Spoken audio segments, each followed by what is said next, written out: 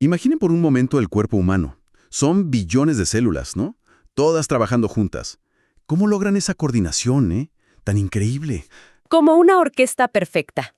Es una pregunta fundamental, sí. Hoy vamos a meternos justo en eso, en ese sistema de comunicación química que dirige toda esa orquesta, el mundo de las hormonas, el sistema endocrino. Un mundo fascinante. Y para guiarnos vamos a usar un capítulo introductorio de un texto que es un clásico en fisiología, el Guyton y Hall. Una referencia clave, sin duda. La misión de hoy, entender cómo funcionan estos mensajeros químicos, desde cómo se crean, hasta cómo le dicen a nuestras células qué hacer.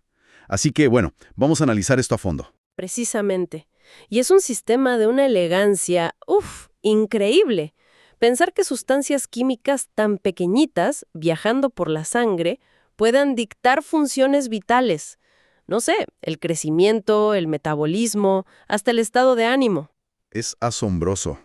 Vamos a ver la lógica, la belleza de estos mecanismos. A ver, el cuerpo tiene varios tipos de mensajeros químicos. Están los neurotransmisores, claro, en los nervios. Y luego hay señales más locales, ¿no? Entre células vecinas. Exacto. Las paracrinas, las autocrinas, incluso las citocinas, que son importantes en la inmunidad. Hay toda una red. Toda una red. Pero hoy nos vamos a enfocar en las que podríamos llamar las estrellas de la comunicación a larga distancia. Las hormonas endocrinas. Esas son las que viajan por la sangre. Justo. Producidas por glándulas especializadas, se liberan a la sangre y, viajan para actuar sobre células diana, células objetivos específicas, que a veces están lejísimos. Muy lejos, sí. Y algunas, fíjate, como la hormona de crecimiento o la tiroxina, son como mensajes casi universales. Afectan a casi todas las células del cuerpo. Son como directivas generales para toda la orquesta, sí. Pero otras son mucho más selectivas, como la corticotropina, por ejemplo. Esa va directa a un sitio, la corteza suprarrenal, o las hormonas de los ovarios, que se centran en los órganos sexuales femeninos, muy, muy dirigidas. Y su impacto, es tremendo. Guyton y Hall lo dejan clarísimo. Sin hormona de crecimiento... Problemas de estatura, claro, baja estatura. Sin hormonas tiroideas, el metabolismo se va al suelo. Te sientes lento, como... Como torpón, dice el texto. Falta de energía física y mental. Exacto.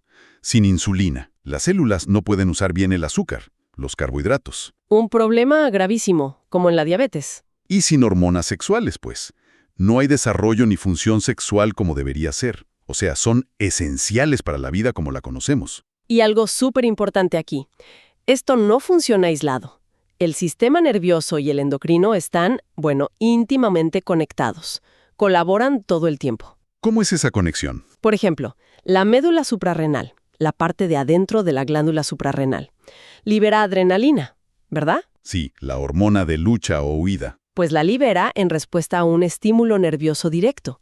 O la hipófisis, otra glándula clave, también secreta hormonas bajo órdenes nerviosas. Ah, claro. Y ahí son cruciales las células neuroendocrinas, sobre todo las que están en el hipotálamo, en el cerebro.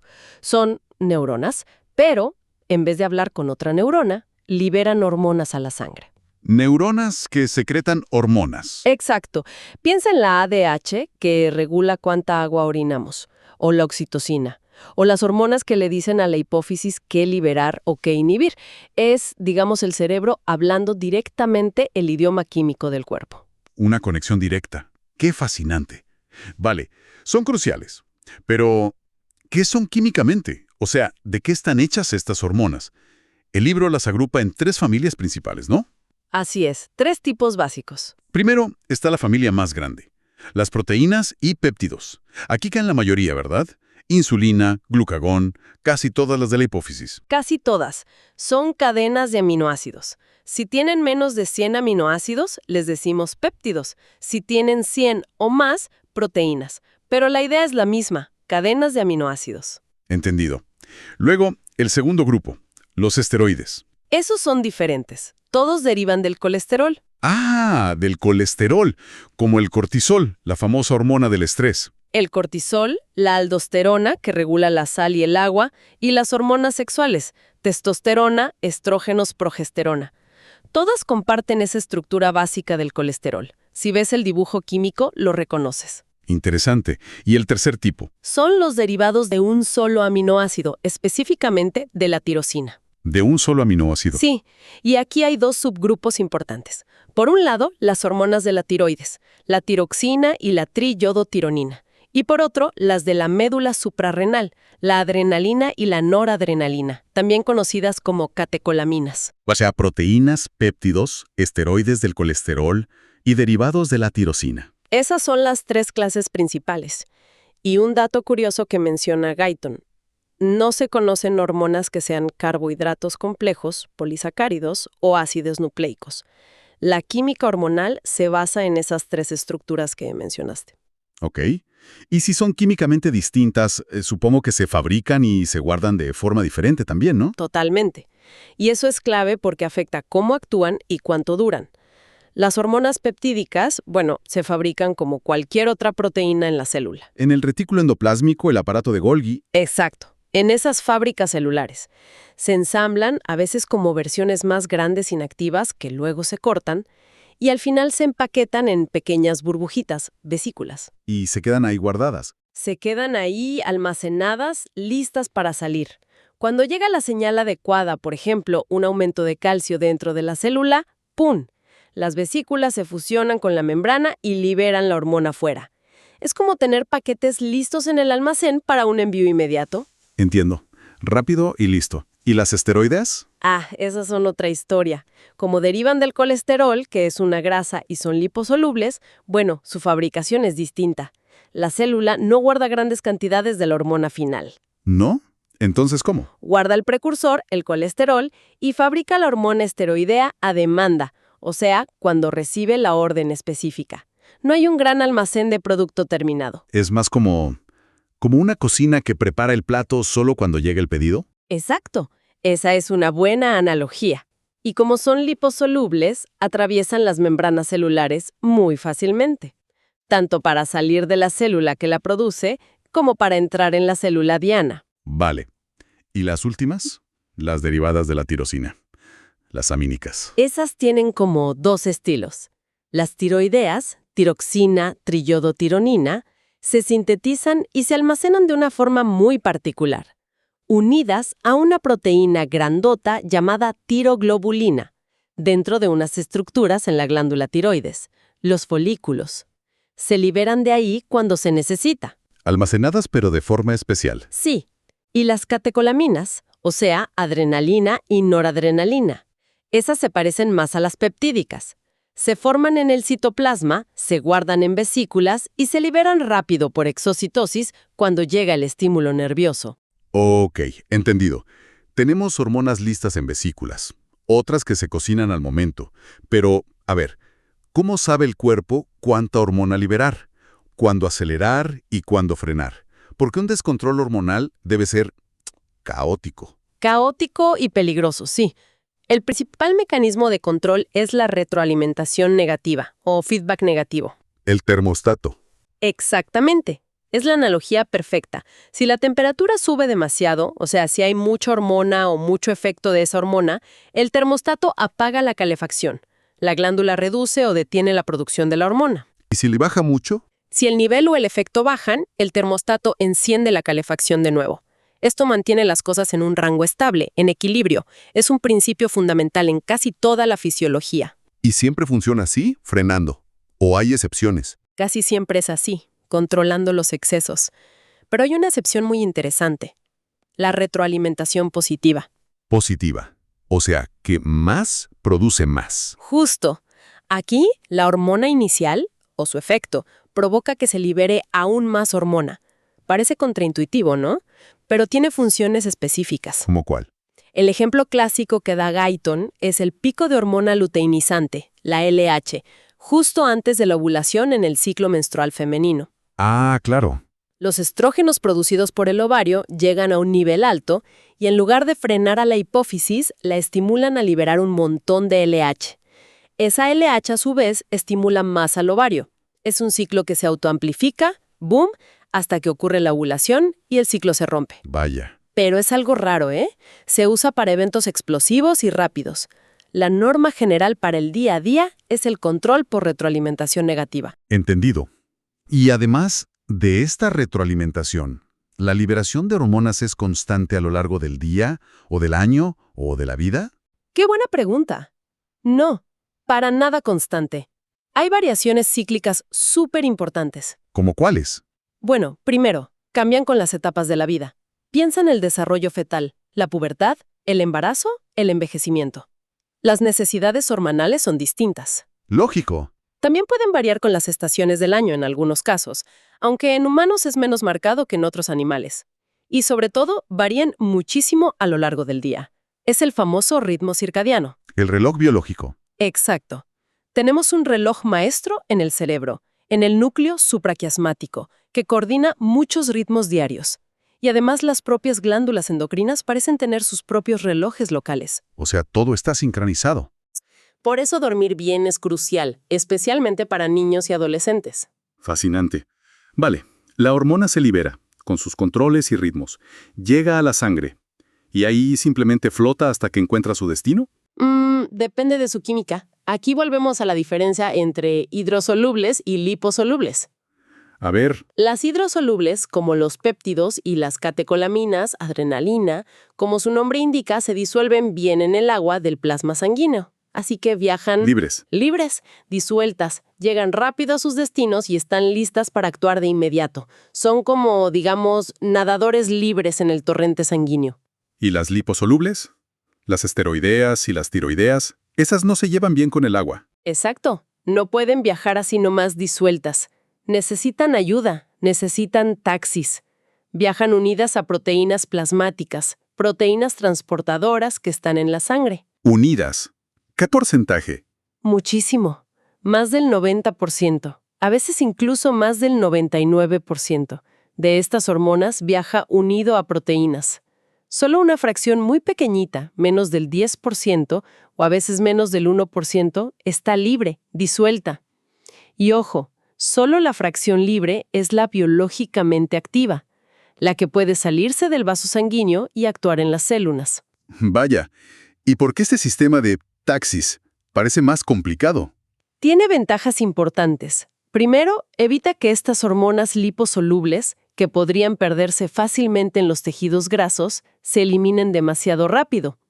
Y segundo, funciona como un reservorio. ¿Un reservorio? Sí, la hormona unida a la proteína está como protegida, guardada. No se puede eliminar fácilmente por el riñón, por ejemplo. A medida que la poquita hormona libre se usa o se degrada, la proteína va soltando un poco más de hormona, manteniendo un nivel estable de hormona libre durante más tiempo. Ah, claro. Hace que el efecto dure más. Exactamente. Y esto nos lleva directo a otro concepto clave, el aclaramiento metabólico, o sea, la velocidad a la que se elimina una hormona de la sangre. ¿Y cómo se eliminan? De varias formas. Pueden ser destruidas por enzimas en la sangre o en los tejidos, pueden unirse a los tejidos y quedarse ahí, o pueden ser eliminadas por el hígado, secretadas en la bilis, o por los riñones, excretadas en la orina. Y supongo que la velocidad de eliminación depende de si viajan libres o con taxi. Totalmente. Las hormonas que viajan libres, las hidrosolubles, se exponen directamente a estas vías de eliminación y se aclaran muy rápido. Su vida media en sangre, el tiempo que tarda en reducirse a la mitad su concentración, es corta, a veces de segundos o minutos. Son señales rápidas de acción corta. ¿Y las que viajan unidas a proteínas? Esas, al estar protegidas por su taxi proteico, se eliminan mucho más lento. Su vida media es más larga, horas para los esteroides e incluso días para las hormonas tiroideas. Son señales más lentas, pero más sostenidas en el tiempo. Esto tiene implicaciones clínicas, ¿no? Mencionas que el hígado elimina esteroides. Claro, si una persona tiene una enfermedad hepática grave, su capacidad para eliminar ciertas hormonas esteroideas puede disminuir. El resultado, esas hormonas se acumulan en la sangre, pudiendo causar efectos excesivos. Es algo que hay que tener en cuenta. Muy importante. Bueno, la hormona ha viajado, ha llegado a la vecindad de su célula diana. Ahora tiene que, digamos, tocar el timbre y entregar el mensaje. ¿Cómo lo hace? El paso absolutamente crucial es la unión a un receptor específico en la célula diana. Es como el sistema de llave y cerradura.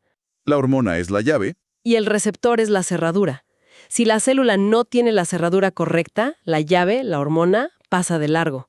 No puede abrir la puerta. La célula es sorda a esa señal hormonal específica. Y hay muchos receptores. Muchísimos. Una sola célula puede tener desde unos 2.000 hasta 100.000 receptores para una hormona en particular, y son muy específicos. ¿Y dónde están esas cerraduras? ¿Siempre en la puerta de la célula? No siempre. Depende del tipo de hormona. De nuevo, volviendo a su química. Las hormonas peptídicas y las catecolaminas, como son hidrosolubles y no pueden cruzar fácilmente la membrana celular, que es grasa. Tienen sus receptores en la superficie, en la membrana celular, como un timbre en la puerta. Exacto. Ahí se unen y el mensaje se transmite hacia adentro. Pero las hormonas esteroideas, que son liposolubles y sí cruzan la membrana, Encuentra sus receptores adentro. generalmente sí. Suelen encontrar sus receptores dentro del citoplasma de la célula. Y las tiroideas también son liposolubles. Esas van todavía más adentro. Sus receptores están principalmente dentro del núcleo de la célula, a menudo ya asociados con el ADN, con los cromosomas. O sea, superficie, citoplasma o núcleo, dependiendo de la hormona. Correcto. Y una vez que la hormona se une, la célula puede cambiar cuántas cerraduras tiene, o que también funcionan. Quizás si hay demasiada hormona. Totalmente. Es un sistema muy dinámico. Se llama regulación de receptores. Y es fundamental para evitar respuestas exageradas o insuficientes. Si hay un exceso de hormonas circulando durante mucho tiempo, La célula se cansa. algo así, puede hacer una regulación a la baja, o downregulation. ¿Cómo? Puede inactivar algunos receptores, puede esconderlos metiéndolos dentro de la célula, puede destruirlos, o incluso puede reducir la producción de nuevos receptores. El resultado es que la célula se vuelve menos sensible a la hormona. Es como si quitara algunas cerraduras o les pusiera un cartel de fuera de servicio. Se protege de la sobreestimulación. Exacto. Y también puede ocurrir lo contrario, la regulación al alza, upregulation. A veces, la propia hormona u otros factores puede hacer que la célula produzca más receptores o los haga más sensibles. La célula se vuelve más receptiva. Es una adaptación constante a las condiciones. ¿Vale? Súper interesante. La hormona llave encontró su receptor, cerradura, y se unió. ¿Y ahora qué? ¿Qué pasa adentro para que la célula haga algo? ¿Cómo se transmite la señal? Ajá, aquí entramos en la señalización intracelular, el cableado interno. Y de nuevo, depende de dónde esté el receptor. Empecemos por los receptores de membrana, para péptidos y catecolaminas. ¿Los de la superficie? Esos. Como la hormona no entra, la unión en la superficie tiene que generar una señal adentro. Hay varias estrategias principales. Una es que el receptor esté directamente acoplado a un canal iónico. Una puerta para iones. Exacto. La unión de la hormona abre o cierra ese canal para iones como sodio, potasio, calcio. Esto cambia el voltaje de la membrana celular, la electricidad de la célula. Es un mecanismo muy rápido, más común quizá para neurotransmisores, pero algunas hormonas lo usan. ¿Qué más? Otra estrategia muy común para hormonas es usar unos intermediarios llamados proteínas G. Proteínas G. Sí, imagina que el receptor, al unirse a la hormona, cambia de forma y esto le permite activar a una proteína G que estaba cerca como si le diera una palmada. Esta proteína G despierta y a su vez va y activa o inhibe a otras moléculas efectoras dentro de la célula. ¿Como una cadena de mando? Como una cadena, sí. El receptor le pasa la orden a la proteína G y la proteína G se la pasa al siguiente. Hay diferentes tipos de proteínas G. Unas estimulan, GS, otras inhiben, GI. Es un sistema muy versátil. ¿Y qué activan o inhiben esas proteínas G? A menudo activan enzimas que producen señales internas, lo que llamamos segundos mensajeros. La hormona que llega de fuera es el primer mensajero. Ah, y adentro se genera otro mensaje. ¿Como un mensajero interno que reparte la orden por toda la célula? Justamente. Un ejemplo súper clásico es el sistema de la adenilato ciclasa AMP cíclico, AMPC. La proteína GS activa a la enzima adenilato ciclasa Esta enzima toma ATP, la molécula de energía, y la convierte en AMPC. ¿Y el AMPC qué hace? El AMPC es el segundo mensajero. Se produce en cantidad y va y activa a otra enzima, una quinasa, la proteína quinasa A o PKA. Y esta quinasa es la que finalmente hace el trabajo. Va y modifica, fosforila, a otras proteínas clave dentro de la célula, cambiando su actividad y provocando la respuesta celular final. Es como una cascada, ¿no? Una molécula de hormona afuera. Exacto. Una sola molécula de hormona puede activar muchas proteínas G, cada una muchas adenilatos ciclasas. Cada una produce miles de AMPC que activan muchas PKAs. Es una amplificación enorme de la señal. Por eso cantidades tan pequeñas de hormona pueden tener efectos tan grandes. Increíble. ¿Hay otros segundos mensajeros importantes? Sí, otro sistema muy relevante es el que involucra los fosfolípidos de la membrana. Aquí, la proteína G activa a otra enzima, la fosfolipasa C. Esta enzima rompe un lípido de la membrana, el PIP2, en 2 segundos mensajeros, el IP3 y el DAG. ¿Dos a la vez? 2 a la vez. El IP3 viaja al interior y libera calcio que estaba almacenado en el retículo endoplásmico. El calcio también es un segundo mensajero muy importante. Y el DAG se queda en la membrana y activa a otra quinasa, la proteína quinasa C, PKC.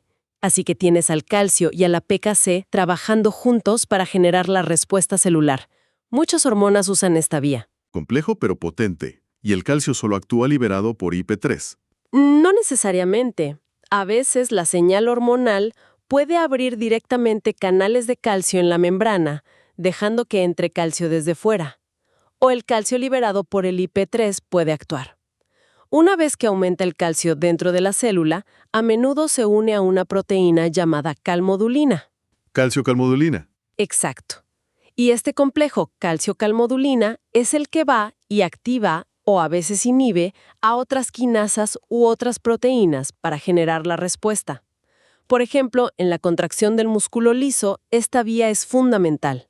Entendido. Y hay un tercer tipo de receptor de membrana. Mencionaste 3 estrategias. Sí, el tercer tipo es el receptor acoplado a enzimas. Aquí, el propio receptor tiene actividad enzimática o está directamente asociado a una enzima. O sea, la cerradura es también una herramienta. Buena forma de verlo. Cuando la hormona, la llave, se une, la parte enzimática del receptor, la herramienta, se activa. Un ejemplo es el receptor de la leptina, una hormona relacionada con el apetito.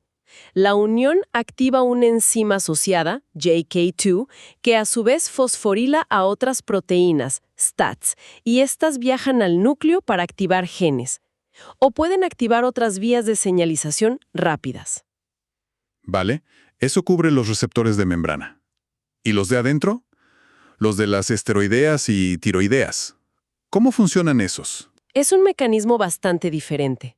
Como dijimos, la hormona, que es liposoluble, cruza la membrana celular y la nuclear y se une a su receptor específico, que está en el citoplasma o directamente en el núcleo. ¿Y una vez unidos? El complejo hormona-receptor se convierte en un factor de transcripción activo. Viaja al ADN, busca secuencias específicas llamadas elementos de respuesta a la hormona y se une a ellas. ¿Y qué hace ahí unido al ADN? Actúa como un interruptor. Enciende o apaga la transcripción de genes específicos. Es decir, controla si se lee o no la información de esos genes para fabricar ARN mensajero, ARNM. ¿Y si se fabrica ARNM? Ese ARNM sale del núcleo, va a los ribosomas y se traduce en nuevas proteínas. Pueden ser enzimas, proteínas estructurales, transportadores. Y son estas nuevas proteínas las que cambian la función de la célula a largo plazo. Ah, por eso decías que este mecanismo es más lento. Tiene que fabricar proteínas nuevas. Exacto. Puede tardar minutos, horas o incluso días en verse el efecto completo, porque implica síntesis de proteínas.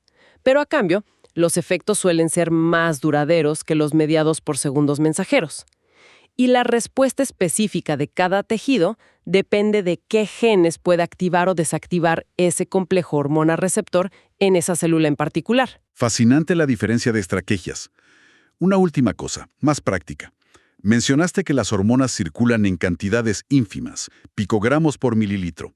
Eso es una parte por billón. ¿Cómo demonios se miden en un análisis de sangre para un diagnóstico? Ajá, sí, es un desafío técnico tremendo. Se necesitan métodos ultrasensibles. Históricamente, la revolución fue el radioinmunoanálisis, o RIA. Radioinmunoanálisis. Sí, utiliza anticuerpos muy específicos que reconocen a la hormona que quieres medir. Y compites la hormona real de la muestra del paciente con una cantidad conocida de la misma hormona marcada con radioactividad. Compiten por unirse al anticuerpo. Exacto. Cuanta más hormona tenga el paciente, menos sitio queda para la radioactiva. Midiendo cuánta radioactividad se une al anticuerpo, puedes calcular cuánta hormona original había. Fue un avance brutal en sensibilidad. ¿Y se sigue usando? Se usa, pero hoy en día es mucho más común otra técnica llamada ELISA, ensayo por inmunoabsorción ligada a enzimas. ELISA. Suena más amigable. Lo es, sobre todo porque no usa radioactividad. También usa anticuerpos específicos, a menudo pegados a una superficie, como un pocillo de plástico. Añades la muestra del paciente, la hormona se pega al anticuerpo. Luego añades otro anticuerpo, también específico, que lleva pegada una enzima. ¿Una enzima? Sí, y al final añades una sustancia que, al ser procesada por esa enzima, produce un cambio detectable, típicamente un cambio de color o fluorescencia. Cuanto más color o señal, más hormona había en la muestra original. Ah, mucho más visual. Es muy sensible también, seguro, y se puede automatizar fácilmente en los laboratorios. Por eso es la técnica de elección para medir la mayoría de las hormonas hoy en día. La clave en ambos métodos, RIA y ELISA, es la increíble especificidad de los anticuerpos. Son como detectives moleculares. Entendido. ¿Qué viaje hemos hecho? Entonces, para recapitular un poco, hemos visto cómo el cuerpo usa este lenguaje químico, las hormonas, que son súper precisas y potentes. Así es. Se producen de distintas maneras: péptidos, esteroides, aminas. Viajan por la sangre, libres o con taxi proteico, se controlan finamente con retroalimentación y ritmos. Y actúan uniéndose a receptores específicos, ya sea en la superficie o dentro de la célula. Desencadenando cascadas de señalización interna, ya sea rápidas, con segundos mensajeros, o más lentas modificando la expresión de genes. Es un sistema de una complejidad asombrosa. Realmente lo es. Entonces, ¿qué significa todo esto en el panorama general? Pues que cada aspecto de nuestra fisiología, desde lo más básico como usar energía, hasta lo más complejo como responder al estrés o reproducirnos, depende críticamente de este equilibrio hormonal. Exactamente. Y eso me lleva a una reflexión final, si me permites. Adelante. Hemos visto que estos sistemas hormonales son increíblemente sensibles y están interconectados con factores como el sueño, la nutrición, el ejercicio, el estrés. Factores que sabemos que afectan nuestros ritmos circadianos y la liberación de hormonas.